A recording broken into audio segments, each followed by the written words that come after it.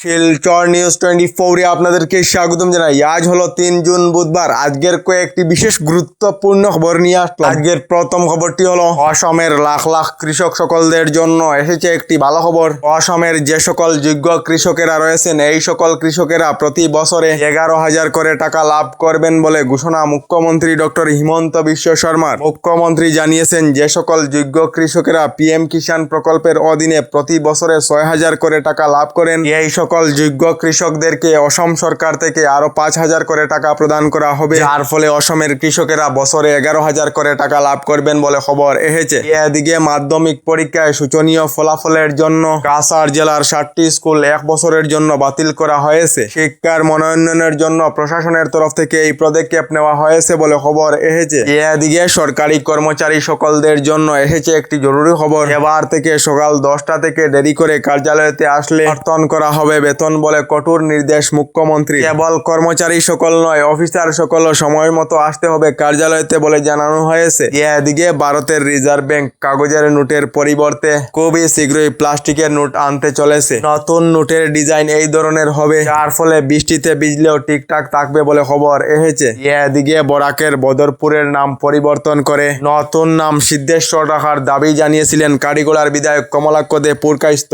এবার মুখ্যমন্ত্রী ডক্টর হিমন্ত বিশ্ব শর্মা এই নতুন নামেতে অনুমোদন জানিয়েছেন, যার ফলে এবার থেকে বদরপুরের নাম হবে সিদ্ধেশ্বর বলে খবর এসেছে। এদিকে শব্দ প্রদর্শনের প্রতি লক্ষ্য রেখে এইবার মসজিদেতে আজান বন্ধ করার কারণে রাজ্যের 18টি সংগঠনে এবার দাখিল করেছে এজাহার। মাইক যুগে দেওয়া আজানে সৃষ্টি করেছে শব্দ প্রদর্শন বলে নতুন আরেকটি বিতর্ক সৃষ্টি করেছে বলে খবর এসেছে।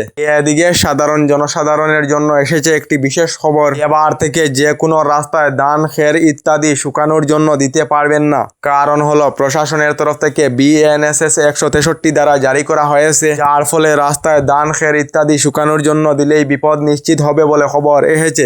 এদিকে কেন্দ্রীয় শিক্ষামন্ত্রী ধর্মেন্দ্র প্রধানের পদত্যাগের দাবিতে এবার প্রতিবাদ ঘোষণা করল ককরোচ জনতা পার্টি। দিল্লির যন্তর মন্তরের প্রতিবাদ সাব্যস্ত করবে সোশ্যাল মিডিয়ার রাজনৈতিক দল ককরোচ জনতা পার্টি বলে খবর এসেছে।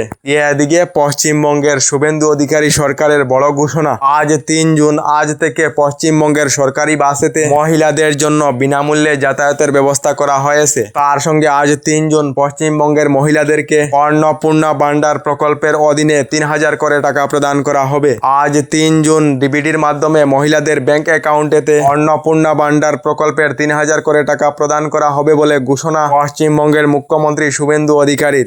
এদিকে আবহাওয়া বিজ্ঞান কেন্দ্রের তরফ থেকে সতর্কবাণী জারি করা হয়েছে। আজ 3 জুন থেকে আগামী 6 জুন পর্যন্ত বরাক উপত্যকা সহ রাজ্য জুড়ে ভারী বৃষ্টিপাতের সম্ভাবনা রয়েছে, যার ফলে আবহাওয়া বিজ্ঞান কেন্দ্রের তরফ থেকে হাই অ্যালার্ট জারি করা হয়েছে বলে খবর এসেছে। এদিকে এবার দলাই সমষ্টিতে অরুণোদয় প্রকল্পের 9,000 টাকার চেক বন্টন করা হয়েছে। গতকাল মঙ্গলবার এক সভা অনুষ্ঠিত করে দলাই বিজেপির নরসিংপুর মণ্ডলের অন্তর্গত 48 জন হিতাধিকারীদের মধ্যে 9,000 টাকার চেক বিতরণ করছেন দলাইয়ের বিধায়ক অমিয় কান্তি দাস। যারা আগে এই প্রকল্পের সুবিধা লাভ করেননি তাদেরকে চেক প্রদান করা হয়েছে বলে খবর এসেছে। এদিকে অরুণোদয় প্রকল্পের ফলে কম করেছে ঘরোয়া হিংসা। রাষ্ট্রীয় পরিবার স্বাস্থ্য সমীক্ষা 6 এর তথ্য অনুসারে অসমেতে ঘরোয়া হিংসা প্রায় 16% কমেছে বলে সামাজিক মাধ্যমে জানিয়েছেন মুখ্যমন্ত্রী ডক্টর হিমন্ত বিশ্ব শর্মা। আপনারা অরুণোদয় প্রকল্পের আওতায় রয়েছেন নাকি কমেন্টে নিশ্চয়ই জানাবেন। এদিকে এখনো পর্যন্ত সরকারি গড় লাভ না করা সকলদের জন্য এসেছে একটি ভালো খবর।